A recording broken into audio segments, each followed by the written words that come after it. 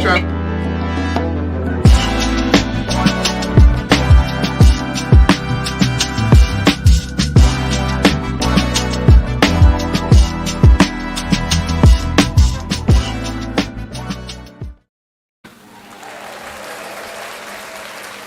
All right. Welcome to what am I saying? Let's Talk Nation Plus. I forget which show we running sometime. Hey, welcome to the Sit Down. I'm your man, Rod Love. And with me this evening is, I'm going to just start saying Sister Wynn.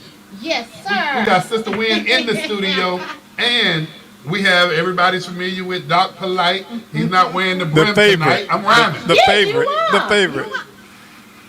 You what? I'm the favorite. You're the favorite. Yeah, I Come got on now, some man. email. You know what? We're not even going to start the show off like Say that. you the most fun they ever have when you on I there. thought you was gonna reach down and pull one out the hat. Yeah. You know, that's a good one. That's a good one. Hey, Doc. Hey, man, I got to give you some props, give you a lot of love. I love this new intro you got going on here. Oh, okay, thank you. Yeah, man. Yeah, I mean, I'm trying we don't fight all the time. No. Just a lot of the time. Just a lot of the Just a time. lot of the time. Hey, so Doc, man, what you got going on, man? What's been happening with you? How was your weekend? Oh, it was lovely. I watched college football this weekend. Something I normally don't he do. sure did. To the extent that he gonna call me and ask me, am I watching? But it was good games. You know, It was. It was some good games. Colorado continues to confound the critics. Yes, and I heard he's making it to a bowl this year. Yeah, they eligible. Correct. They're bowl eligible now. Mm-hmm. Yeah, so they haven't been selected for one yet, but they can be selected for a bowl when it comes time for it. Going off of what you just said, Doc, they're bowl eligible, and they haven't been selected for one yet, and you really don't want to be selected for one yet this early because you can still lose some games. Yes. And you could. Hey, Doc. Not only that, if you keep winning though, your selection or potential It's better. It's better. bowl, it's better. So, I am a Dion fan. I've always been a Dion fan because I respect anybody that can go out and do something the way that they want to do it and take full accountability. Even when he mess up, he takes accountability. When he's successful,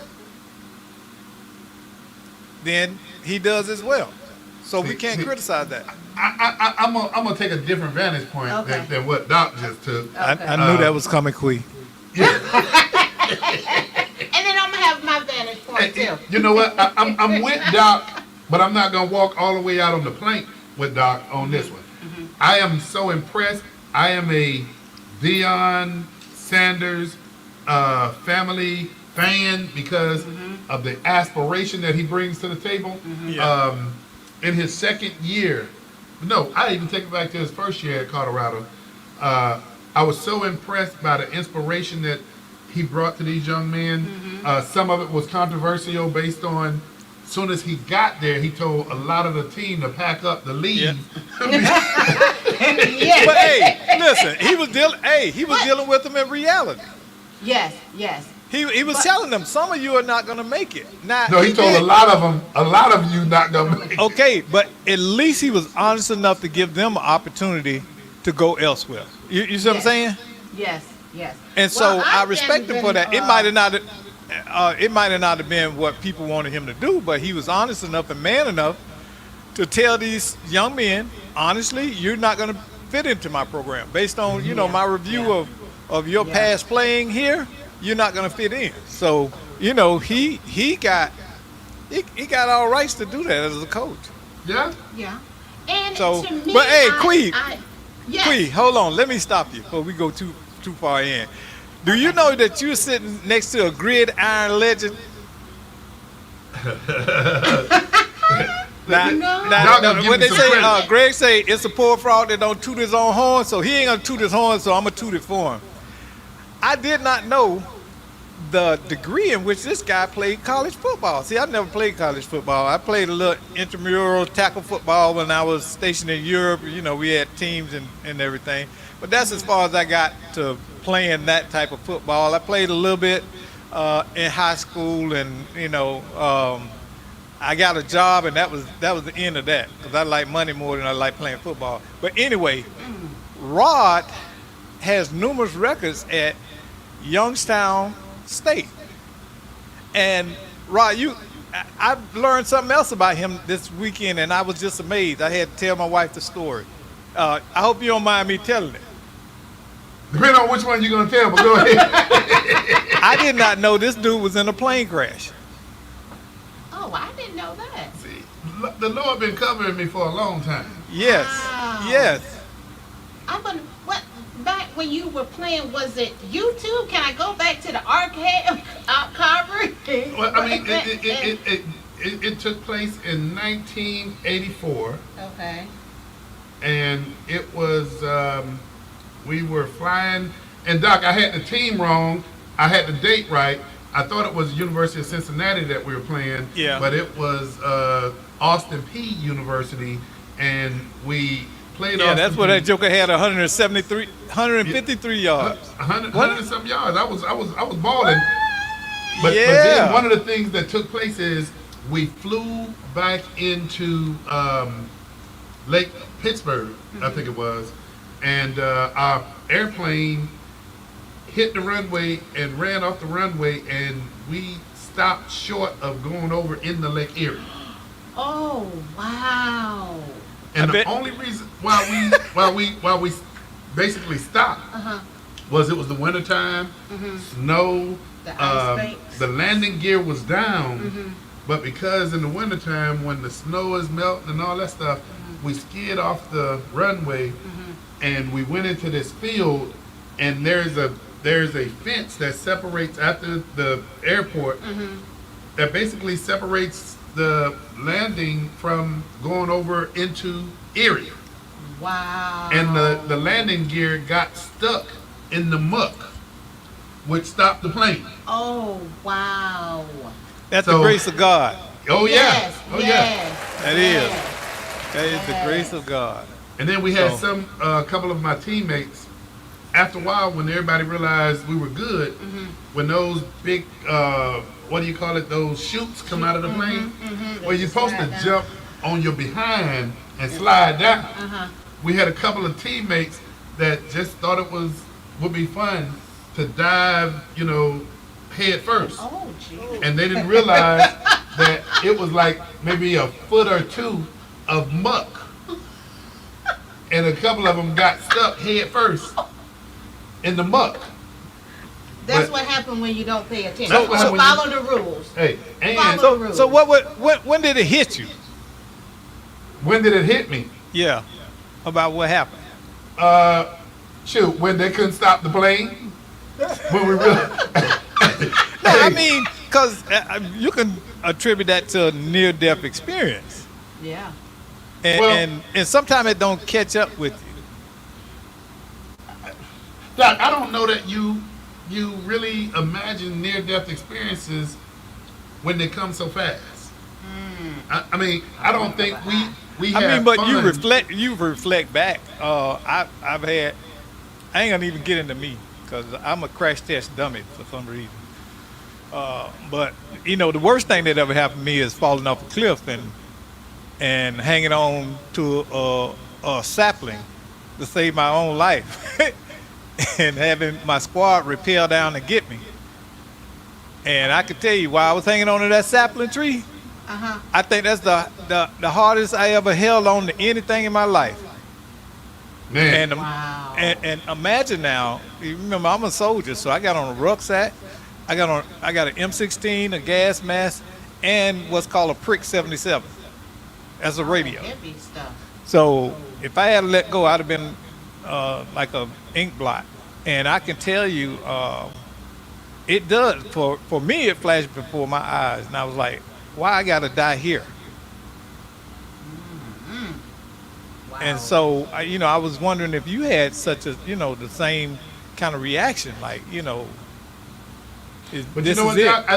I think, and I'll equate not having that kind of reaction to being young, dumb, and, and stupid.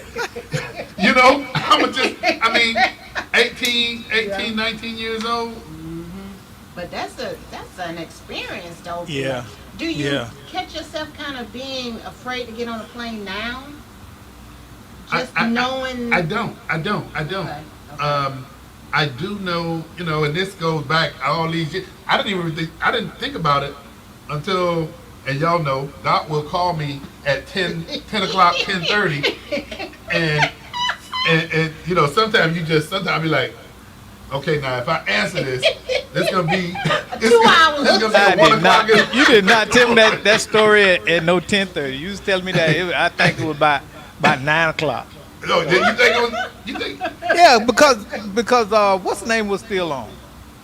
Colorado didn't come on till 10 o'clock, They don't come Doc? on till late. Oh, you're right. I'm sorry. You're right. I forgot. Matter of fact, it ain't That would've come been on. 2 o'clock phone It didn't come on at 10:30. So yeah, okay. Man. You got me. You got Hey, me. see, So You know. but I didn't think about it until Doc called me, and we're talking about football. No, as a matter of fact, it was Miami that was playing at the time that Doc was, and we were talking about the Miami of new, the Miami of old. oh yeah, They've come a long ways too. yeah. Because Yeah. we were They're saying coming along. Miami is this Miami is good, but it's not like the old Miami. Not the Michael No, not Irvin, the- not the yeah. Michael Irvin Miami. Yeah, But you know, yeah. none of the football these days are like it was in the Tony Dorsett age, and because I used to love to look at football, and I used to just wait for those good hits, like woo. But now you hit like that, you get the flag. But you know what? Let me say this, because this ties into the sit down tonight. Everybody's like, oh, they done turned into a sports show. No, we haven't turned it.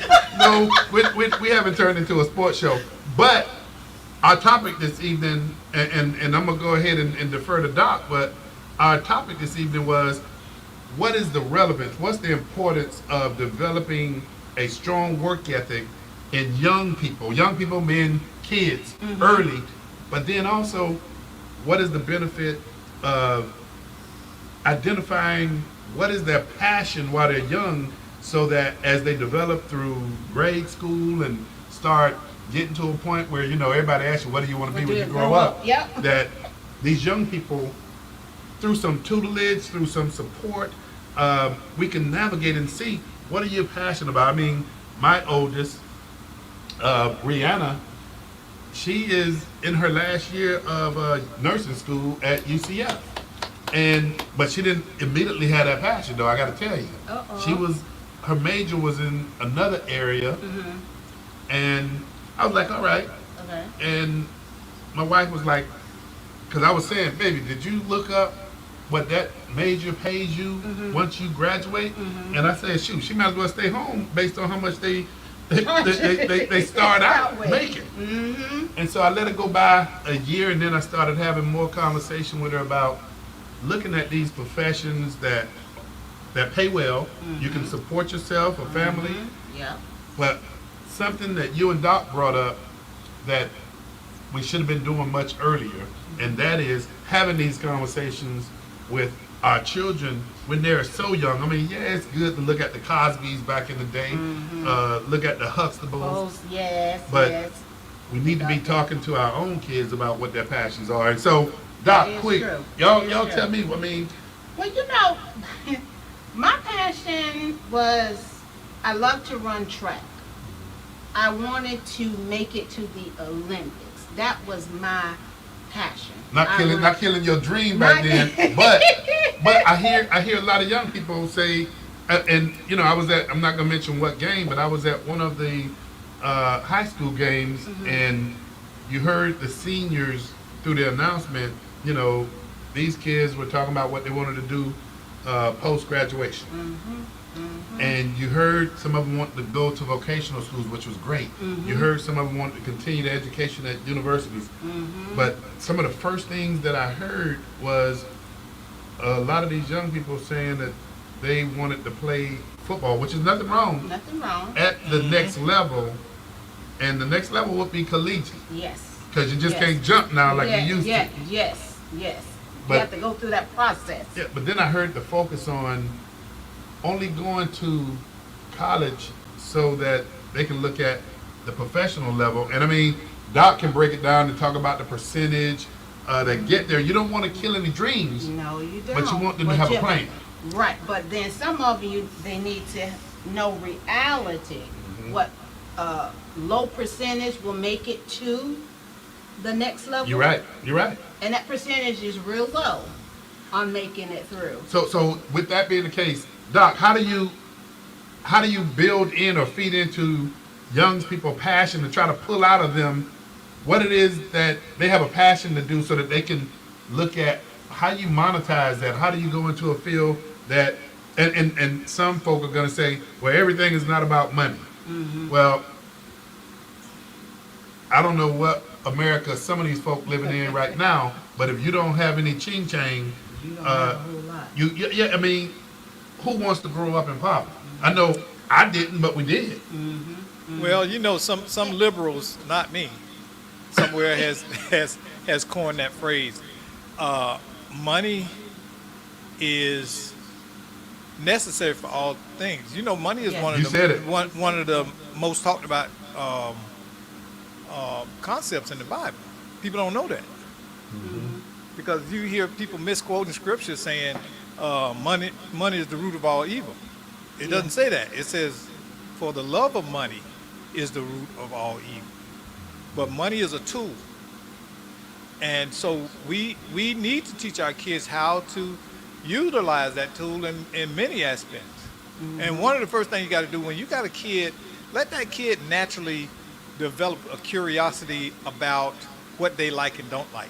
Too often, and you see them at the games on the sideline, you got the helicopter dad, the helicopter mom, telling the coach, put my kid in, and he's better than Johnny, and all of this. And it may not be. Does he play like he practiced? If he play like he practiced and he don't practice good, then what? He's not going to get on the field. Hey, but Doc, to that point, and I'm glad you brought that up when you used the vernacular helicopter mom or dad. I used to look at that as a negative, if you would, but then with some of the things that we're working through, and I mean, and us as a team, we've been working on the Responsible Fatherhood Initiative. Yes, yes. So I'm not negative about the helicopter mom and dad, because now I have something to compare it to, and that is those moms, and really our focus is on dads, that they're not helicoptering, they're not driving, they're not walking, they're not and that's Ubering. true. Yeah, you know what I mean? But parenting, listen, we all know, we all got kids. Parenting is about balance. You to be a good parent, you need to discover that well in advance of your kids growing up. You got to find a balance in how to deal with your kids. And every one of them going to be different because they have different personalities and drive. Doc, but how do you, Doc, explain that? Because you can drive a 1-ton vehicle, but you got to get a permit. You got to go through some training. But then this thing called parenting, man, it is something else. It has so many dynamics to it. Yes. And you don't have to get a permit. No, you don't. Yeah, I know. Yeah. Okay, for example now. Hey, Mondo, give me a little bit of volume on Doc. Go ahead, Doc. You were saying about, your daughter becoming a nurse, and what we did with our children was, the minute that each of them were born, we talked about, you're going to college. You are smart. We gave them affirmations. And we constantly reinforce those affirmations. And we let them be themselves. Now, my my middle daughter, she's tiny. She's like 4'10", right? And this child was a introvert from the moment she came into the world. She don't need friends. She want to be in a room, and she's not a social person. Okay? We let that stand. That was who she was. Okay? The oldest child, she's a social butterfly. She does, right now she's doing movies. She's flying all over the world doing stuff and meeting people and all of that. And my son is a mama's boy. And so he, he has his strengths, and all of them were coached to find their way. And what parents got to do is support what your kids want to do, and then structure it around coaching them to succeed. You know what I'm saying? Don't be insistent or do it Doc, the way you Doc, want to. Doc, see, Doc be throwing stuff out there, and I picked through some of what he be talking about, and one of the things that you just said, Doc, is one of the items, since we talking, the sit down is focusing on young people. When you talked about your son being a mama's boy. Ooh. Yeah.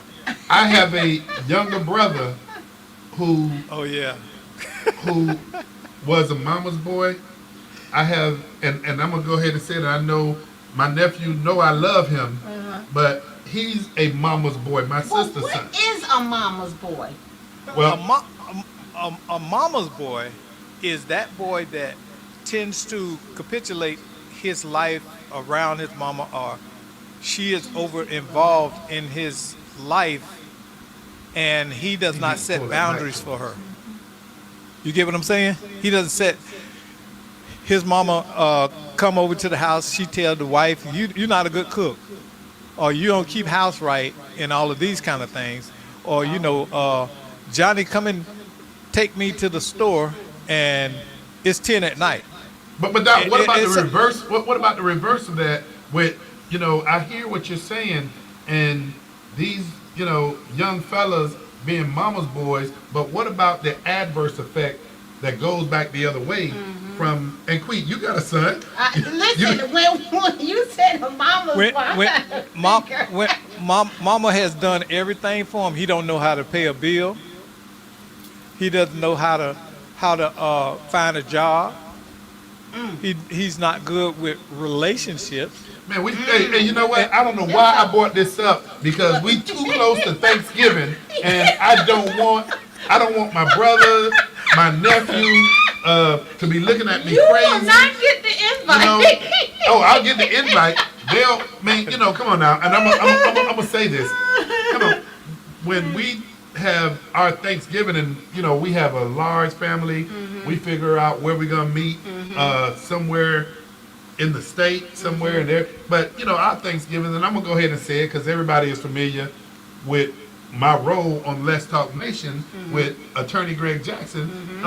That's my brother, and we make a hell of a team. That's the Democrat, and that's his party affiliation. That's not who he is. Right. And on the other side, I'm a Republican, and that's not, that's my affiliation. That's not who I am. Correct. But at our Thanksgiving, I feel like I'm under attack. hey, and we eating, and somebody will bring up something or another, get a little smart, and know I gotta respond. And I'm like, come on, let's just have a good family. So you being triggered. I what? You're being triggered. Trick how, you mean? I say triggered. Triggered. Well, they try. I don't pay it attention anymore. And see, and a lot of times in family dynamics, what's going on is a power fight, and it's masked as something else. You are alpha male who has succeeded in many areas of your life.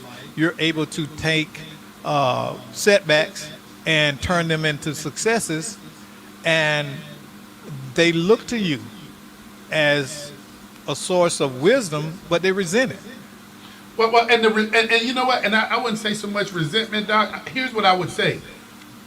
Come from a family, and I don't know about, and I would think that it might be traditional or customary with you, Doc, as well as you, Sister Wynn, that I come from a family that's been traditionally, historically Democrats.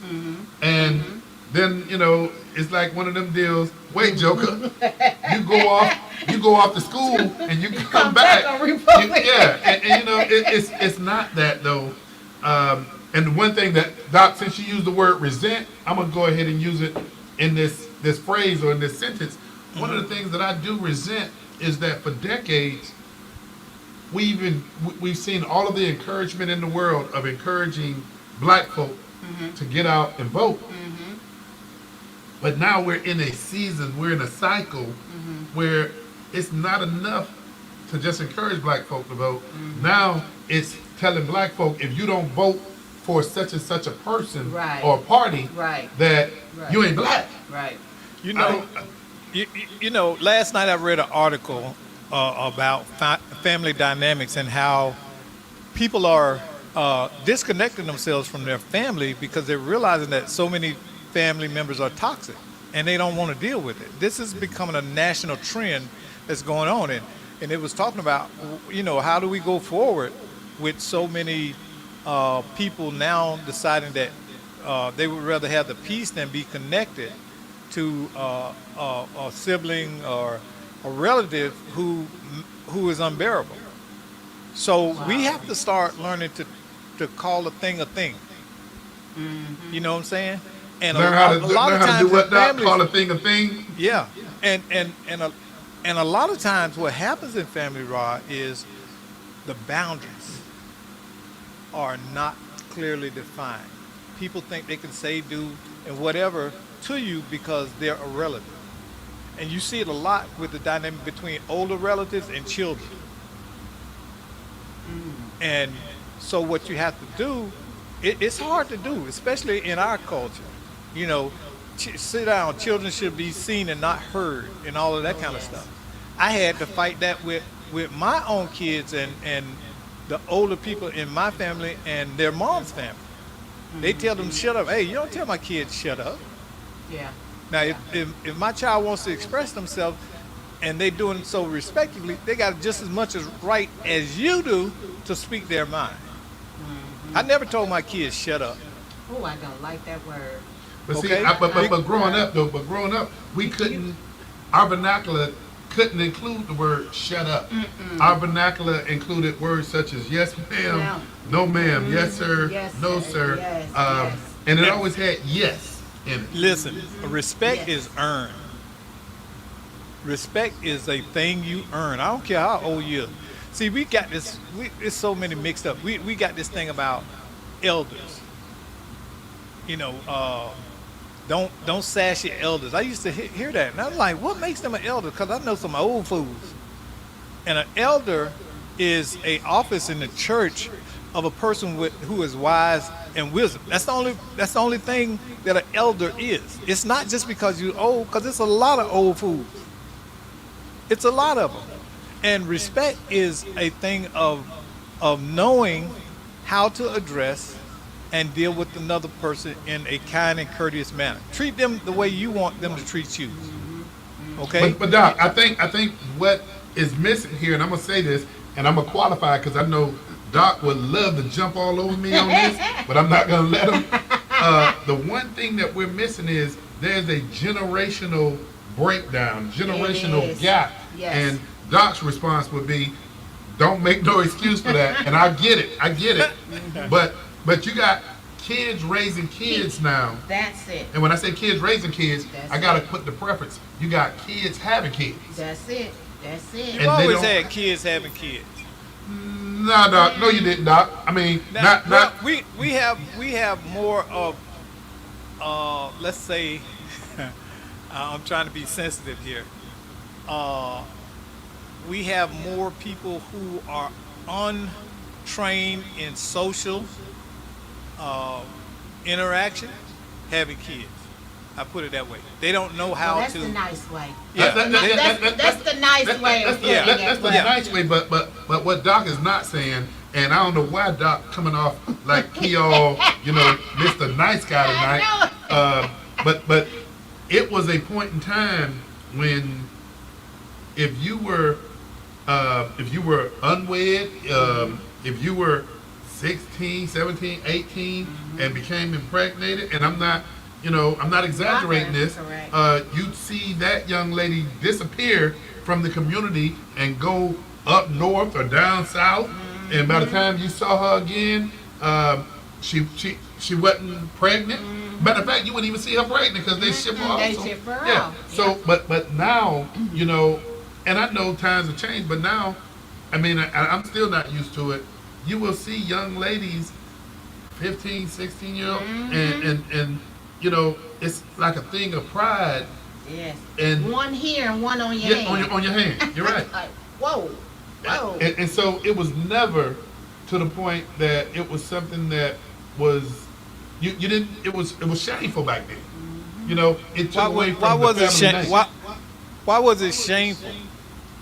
Because back then the norm was you would have a mate, more so a husband than a mate. It was shameful because it almost said something about, not almost, it said something back then about your character. And I know that it's a double-edged sword and a double standard because we're really predominantly talking about the young lady because we didn't focus on, okay, well, she couldn't have got that way by herself. So it wasn't. And therein lies the problem.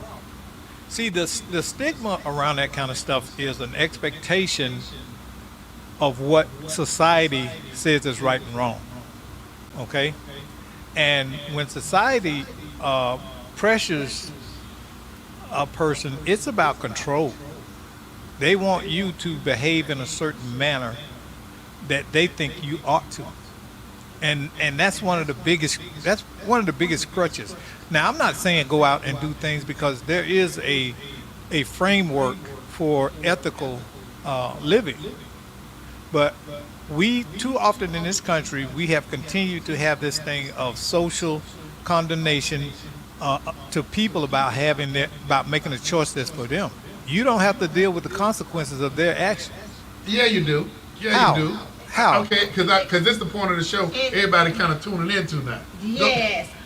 But it will, because if that 15 or 16-year-old, 14, 15-year-old has a child, who's going to take care of that child? That 15-year-old better. But you know the reality of it, Doc. That No. 15-year-old, where they getting the income from? Yes. Yeah, you know, me and Doc started on this conversation but hey, maybe a week ago.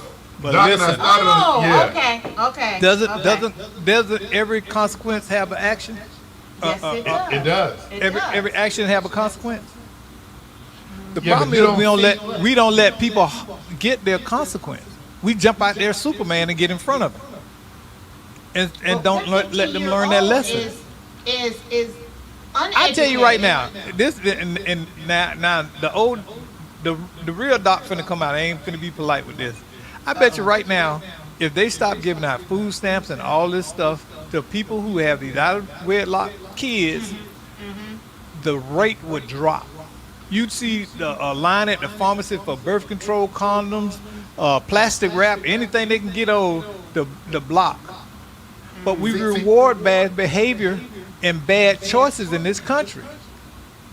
You know, I hear what you're saying, and I'm agreeing with you And on that, because we are taking care of that 14 and 15-year-old child because they're getting that welfare and we're paying taxes on it. So, we're doing it one way or the other. Well, and, you know, the irony, on the back end. the irony of it is, for those who just think the title on the show of Doc Polite's name, Polite is his real last name. and I like the fact that Doc is not being polite about his response, because I'm going to back you up on this one, brother. I agree with you 110%. Let me put it in street terms, okay? We meet in the playground, right? Now, you the bully at the school. Everybody's scared of Rod Love. You run up on Doc, right? And you say, I'm the bully around here. Give me your lunch money. And I say, no, I ain't going to give you my lunch money. And you punch me in the mouth. And I haul off and pick up a stick and whack you in the head. Now, the whole dynamic of our relationship just changed, because you're not, as a bully, you're not used to people resisting you. Right. Okay? So now there's a consequence. You know that, hey, this dude's gonna fight back. Do I continue this, or do I understand that I can't do this with this person? See, we don't want people to deal with the consequence of their decisions. Too many times in this, we say uh, uh, addiction is a disease. It's not a disease. I've had this, and I've counseled for drugs. I worked in the court system for drug treatment. I'm gonna tell you, 99.9 tenths of 99 of 100. Most of those people are making choices to self-medicate rather than deal with the problems that they face. Okay? Because anything that you choose to put into you, okay, you're making a choice. When these, what causes baby? Okay, What Doc, causes you gotta, baby? What causes babies? Yeah. Do we want to get into that? No, it's a simple answer. Doc, move your Put your hand. hand. I'm sorry. Hey, y'all know I talk with my hands, so. Hey, What causes baby? Sex. intercourse, yeah. So when you have sex, what's the optimum thing that may happen? You get pregnant. Okay, do you make a choice to have sex? Yes. You're right. Almost all babies are born by people who made a choice to have sex. Yes. So with that comes a responsibility, but we interject and intercede socially to minimize the damage to that person rather than letting them deal with the reality of the full weight of their choice. Well, but what Doc, some of what Doc is saying, at least I'm gonna go ahead and define it as this. And I'm learning how to do this more and more. And I mean, it's surprising that I've gotten to this point in my life and I've not fully mastered it yet. But I am learning the power of allowing people to be in control of their own destiny and not soliciting me to be engaged in what they need to be responsible for. Yeah. Ice-T, I saw an interview with him and he talked about how his stardom and things of that nature has empowered him. And he says one of the things that he does not do, he understands the power of no. He understands the power of not letting other people engage him in their affairs. And he used a real simple example. And Doc, I started to call and wake you up to tell you this example that Ice-T used. But he says, here goes something real simple. Here's how we allow ourselves at times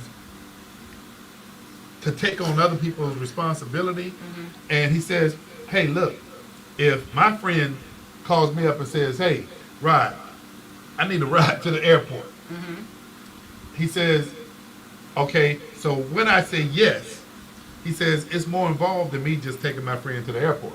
He says, now I gotta prepare, get myself up, and if it's one of those day travels, I gotta get up early. I gotta make sure I coordinate so I beat traffic. I gotta be over to pick him or her up timely. And if I don't do a whole bunch of things that fall within me being responsible, now if I don't get this person to the airport in time and they miss their flight, now I got something that I didn't do, and it gives this person or empowers this other person to have an issue with me, or now I'm putting other pressure on myself. And I know it's a simple example of taking somebody to the airport, but you know what I do? What? I get me an Uber. I take responsibility, or get one of them, well, not get one of those girls up, my wife or my older daughter, but you know, I take responsibility for me. And now I realize, man, if I'm heading out of town to go do some work, my car's sitting in the airport, they're gonna charge me enough to pay a bill. a bill, you know, with Yes. my car sitting there. Yes. And then I look at what it cost me to jump in the Uber that picks me up at my front door to get, it's cheaper, less, and it's really a lot more convenient for me Yes, too. yes, yes. So I mean, it's just really, we gotta learn how to empower folk to be responsible for their own decisions. It's funny you said that about the power of no. I used to teach a workshop called The Power of No. And what it was about, again, about boundaries. Setting boundaries in your life is not a bad thing. Okay?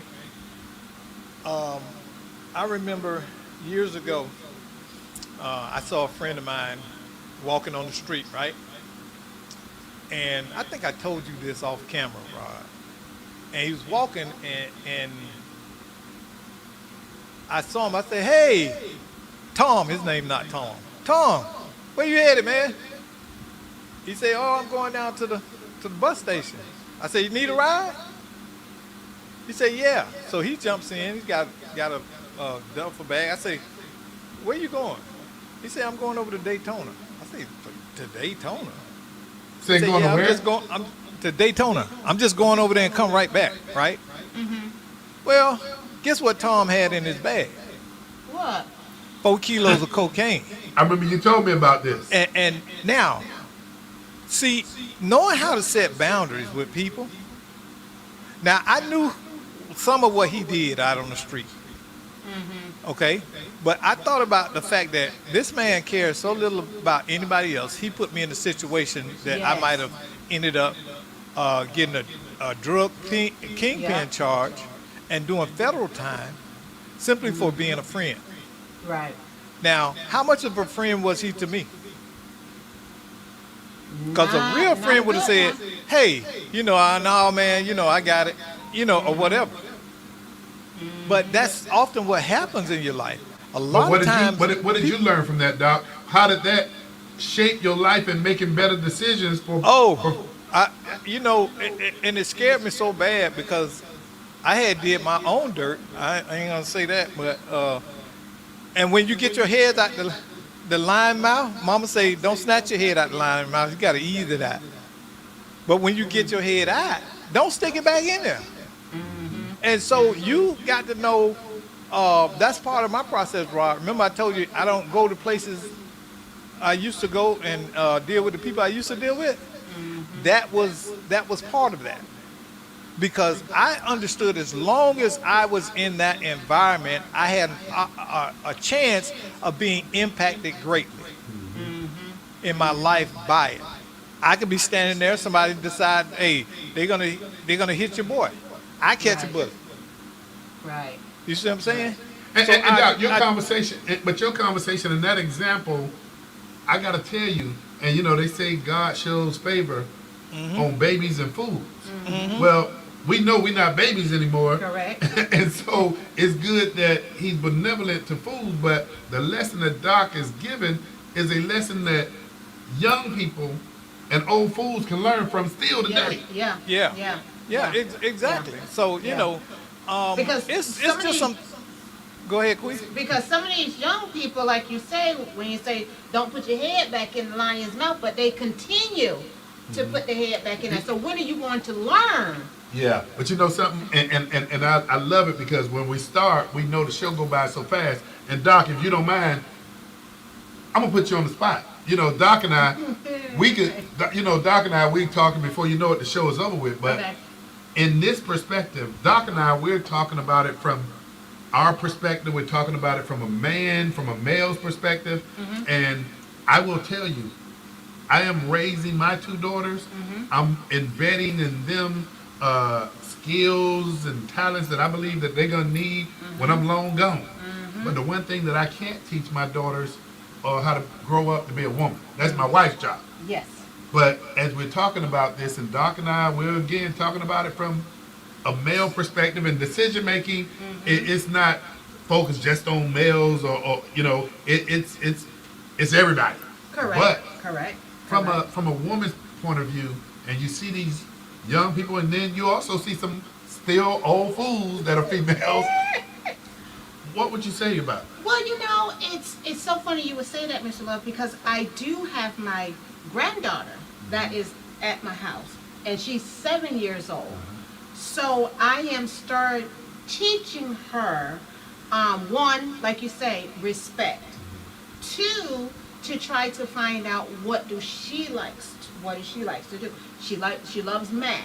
She likes to run. So I'm learning her, but in the flip side of it, I tell her, school, we need to focus on school. How old is your youngest child? My youngest one is 26. 26. My son, And, 26. and so your grandbaby is how old? 7. And so I love this conversation. I hate that we got to the end, but I know my kids, and I'm gonna just talk about my mom and my grandparents. My parents told me about how hard they were on them, but I didn't see it because by the time we came along, they had softened up. So how are you dealing with your 7-year-old now?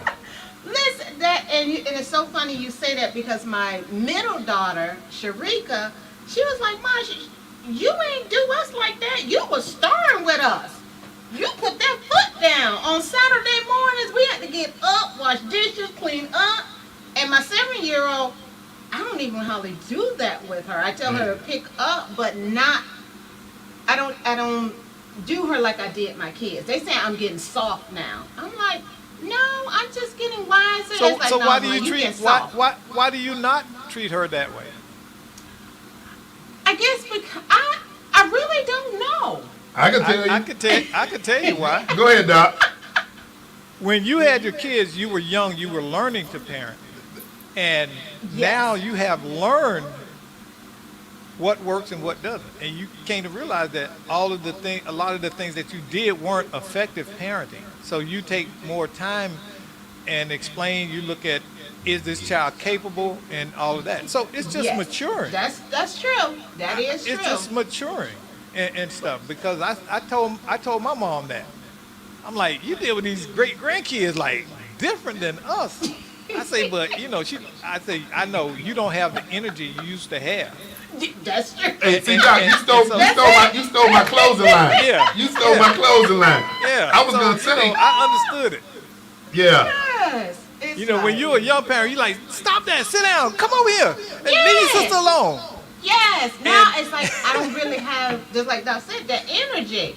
It's like, oh my goodness. And now I find myself talking to her See. and with her instead of talking at her. And you got these Right. different schools that say, yeah, communicate with your child and little, and I communicated with my child when my kids were younger. It's just that I communicated a lot quicker, a lot sharper. I had a lot of energy. Yes. I didn't mind moving from the living room to their room real quickly so that got my point across. Yes. But Yes. nowadays, yeah, I may talk from a distance a little bit. No, I may tolerate, but my kids have been trained to the point that now I might have to call them twice. When they were growing up, I had to whisper and they'll be there because they know if they wasn't, I'd be to them. Oh yeah. Oh yes. Oh yes. Hey, we about to tune off. Hey, time goes by.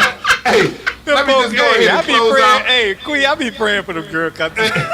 Hey, for those of you who tuned in to the sit down, hey, the sit down takes place every Monday from 6 to 6:45. Please tune in. If you want to join us, it's easy to catch us. You can dial 407-494-2406. Yes. And we just want to bring in a different vantage point. We want to let the community know what it is that you're doing, but we want to have a civil conversation. They're fun sometimes, and Yes. sometimes they're combative. Yes. Hey, I got to tell y'all, Doc Polite, appreciate you, brother. Sister Wynn, we'll see y'all next Monday on The Sit Down. Have a good evening.